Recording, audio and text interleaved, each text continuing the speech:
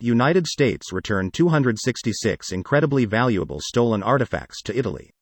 Here's a summary of the article.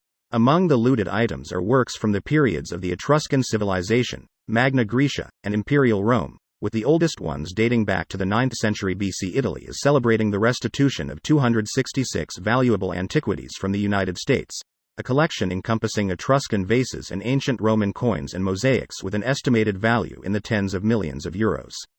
These artifacts had been illicitly looted and subsequently traded to U.S. museums and private collectors in the late 1990s by a network of smuggles.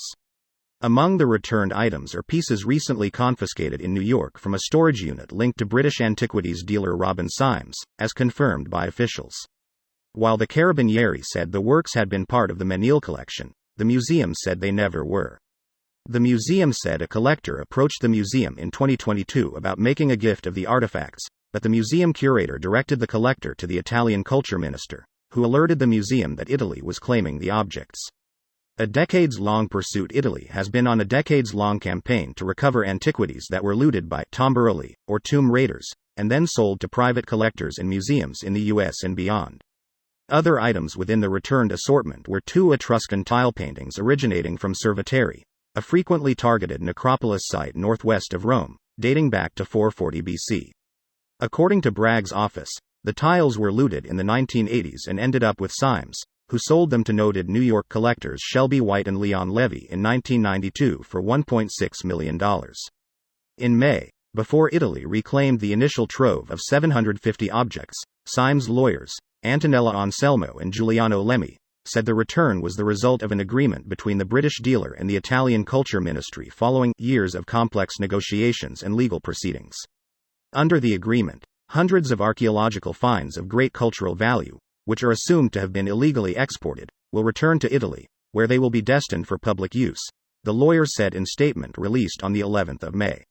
This post received a score of 2,700, with an upvote ratio of 96%. Here are the top comments in response to this article. Greater than these artifacts had been illicitly looted, by a network of smuggles. I'm enjoying imagining what a smuggle looks like.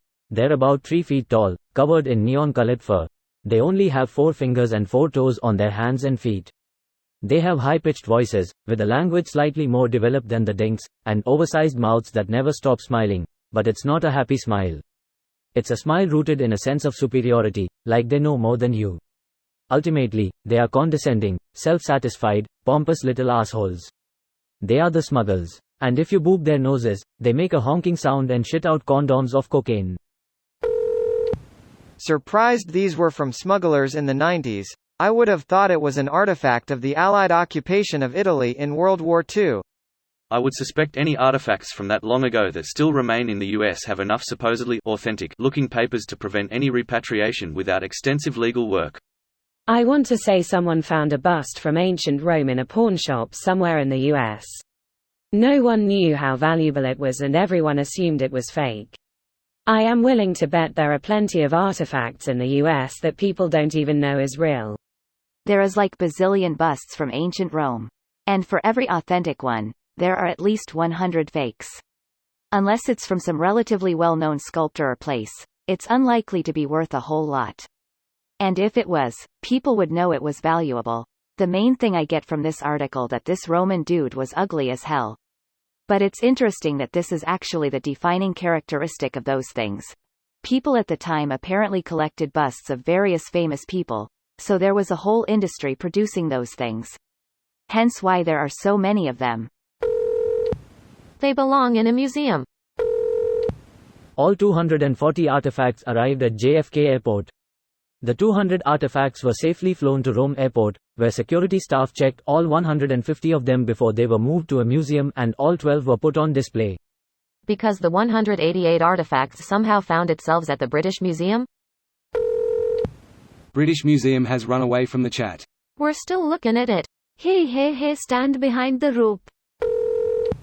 The problem here, and I use problem in the math sense, is once we accept that artifacts have historical ownership in their place of origin, where do you draw the line? Literally everything in every museum anywhere that didn't originate on museum property can have a claim made that it should be returned to somewhere else. It's really just a matter of what distance we think is credible. I don't know how museums survive this shift in sensibilities. This video was automatically created by Reddit to speech. The article and comments in this video were selected from Reddit according to their upvotes, and any paraphrasing was performed by smmry.com, without any human intervention.